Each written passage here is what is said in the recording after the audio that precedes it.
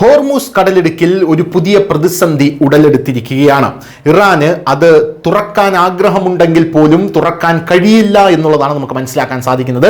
ഇനി അതുവഴി പോകുന്ന കപ്പലുകൾ മുങ്ങാനുള്ള സാധ്യത വളരെയധികം വർദ്ധിച്ചിരിക്കുന്നു എന്നുള്ളതും നമ്മൾ ഇവിടെ എടുത്തു പറയേണ്ട ഒരു കാര്യമാണ്.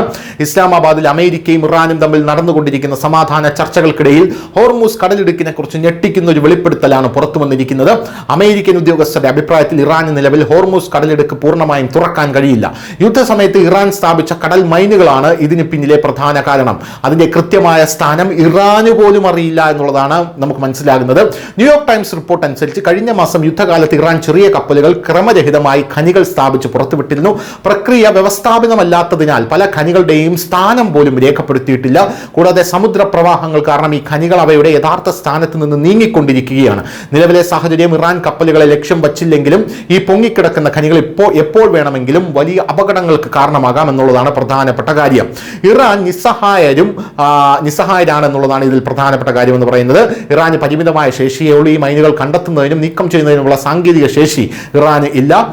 ഇടുങ്ങിയ ഇടനാഴി ആയതുകൊണ്ട് തന്നെ ഇറാൻ ഇടുങ്ങിയതും സുരക്ഷിതവുമായിട്ടുള്ള ഒരു ഇടനാഴി മാത്രമാണ് തുറന്നിട്ടുള്ളത്.